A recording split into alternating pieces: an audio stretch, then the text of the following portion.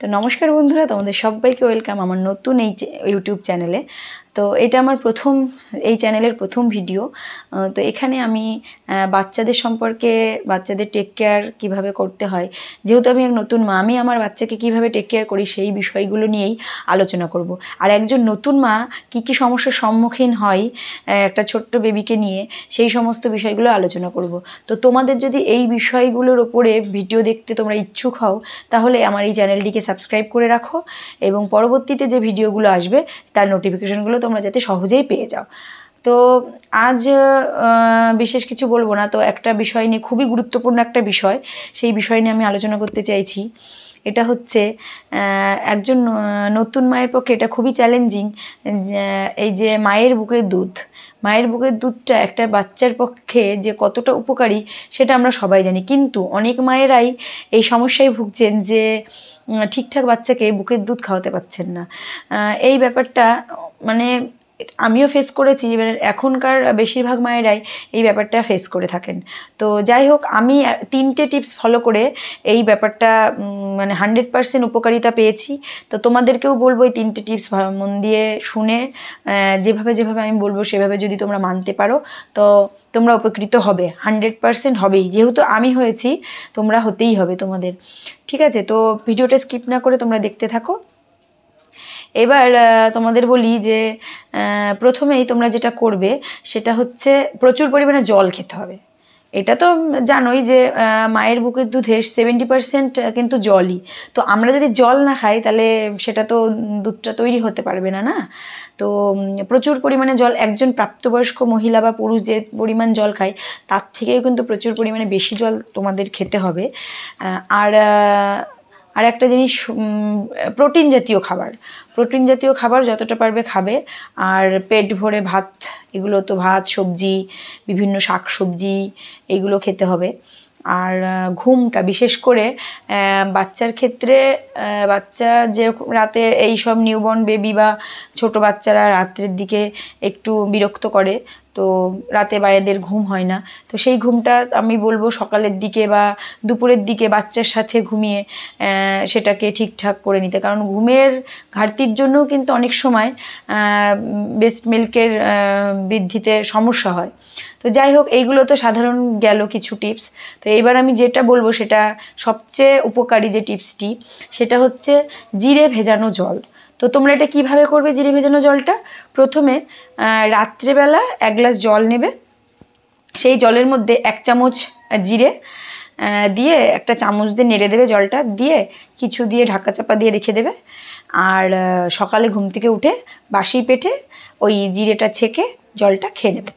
তো এটা আমি আমার বাচ্চার যখন 2 মাস বয়স তখন থেকে শুরু করেছি, এখনও পর্যন্ত আমি কিন্তু প্রত্যেক দিন নিয়মিত এইটা খাই। তো তাতে কিন্তু খুবই উপকার। শুধু যে মায়ের বুকের দুধ বৃদ্ধি করে এই টনিকটা সেটা নয়, এটার অনেক উপকারিতা আছে। তো সেগুলো নাই বললাম। তো আরেকটা জিনিস করবে, এটা তো গেল, আরেকটা জিনিস করবে সাবুটা মায়ের বুকের দুধ বাড়াতে খুবই খুবই উপকারী একটা জিনিস। তুমি আগেকার মানুষদের, মানে আগেকার আমাদের যে কাকিমা জেঠিমাদের কাছে শুনে দেখবে, তারাও এই একই কথা বলবে। তো তাদেরই কেউ একজন আমাকে টিপস দিয়েছিল যে এটা করো। তো সত্যি আমি উপকৃত হয়েছি জিনিসটা করে। কেমন জিনিসটা আমি বলি তোমাদের।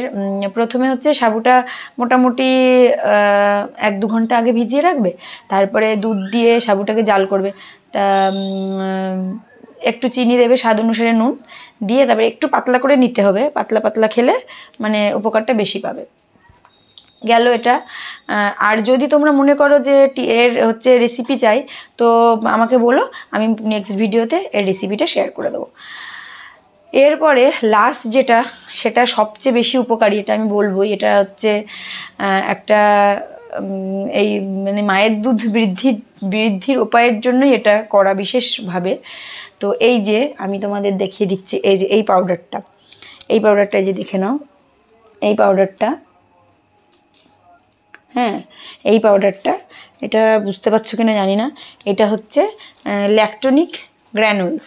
ঠিক আছে, এইটা হচ্ছে, এটার রেট হচ্ছে 368 টাকা লেখা আছে। এবার একটু লেস করে আমি পেয়েছিলাম এটা। তো এটা প্রতিদিন রাতে আমি খাই, এটা রাতে 1 গ্লাস দুধের সাথে 2 চামচ মিশিয়ে খেয়ে নিই।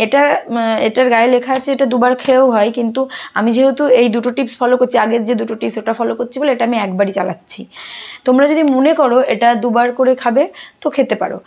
আর শুধু দুধ না, তোমরা একটা গরম জল দিয়েও খেতে পারো। এর জন্য এক্সট্রা কোনো চিনি ইউজ করবে না, আর করতে হবে না। এটা স্বাদটাই এমন, দুধের মধ্যেও যদি দিয়ে খাও তখনই কোনো চিনি ইউজ করতে হবে না, আবার যদি এমনি খালি জলেও খাও তখনও কোনো চিনি ইউজ করতে হবে না। তো আমি মাঝে মাঝে জলের সাথেও খাই, চায়ের মতো বেশ ভালোই লাগে। এর টেস্টটা অসাধারণ, তোমাদের কোনো রকম কোনো খারাপ লাগবে না। এটা আছে, এখানে আছে 200 গ্রামের এটা একটা কৌটা। ঠিক আছে। এবার এটা তুমি যে কোনো স্টোরেই পেয়ে যাবে, যে কোনো হচ্ছে আমাদের যে ফার্মেসিগুলো হয় ফার্মেসিতেই পেয়ে যাবে, কোনো অসুবিধে নেই। এটা আমাকে ডাক্তার রেকমেন্ড করেন, আমি নিজে থেকেই এটা খাচ্ছি। তো তাতে কিন্তু রেজাল্ট একদম 100% আমি ফল পেয়েছি। আমার বেবির বয়স এখন বর্তমান 5 মাস। তো এখনও পর্যন্ত আমার বেবিকে কোনো ফর্মুলা মিল্ক দিতে হয়নি।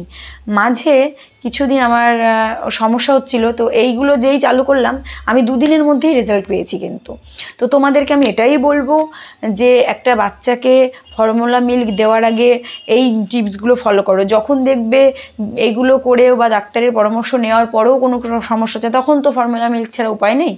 কিন্তু আমি বলবো প্রথমে তোমরা চেষ্টা করো নিজের মানে বাচ্চাকে মায়ের বুকের দুধটা মানে খুবই ওদের পক্ষে খুবই উপকার। এটা তোমরা তো জানোই। এটা আগে চেষ্টা করো, একটা 6 মাস অন্তত একটা বাচ্চাকে 6 মাস মানে একটা বাচ্চাকে বুকের দুধ খাওয়াতে হয়। ঠিক আছে, এটা তো তোমরা জানো। তো যেটা বলছিলাম, মিনিমাম 6 মাস অবধি তো একটা বাচ্চাকে এক্সক্লুসিভভাবে বুকের দুধ খাওয়াতে হবে। কারণ এক্সক্লুসিভভাবে মানে যে সম্পূর্ণ দুধের উপরেই সে নির্ভর করবে। ঠিক আছে, আদার্স কোনো কিছু খাওয়ানো যাবে না। যেমন ধরুন জল, মধু, অনেকেই বলবে এগুলো দেওয়ার কথা, কিন্তু এগুলো না দেওয়াই ভালো। কারণ মায়ের বুকের দুধ থেকে একটা বাচ্চা যতটুকু যা প্রয়োজন সবটাই তার হয়ে যায়।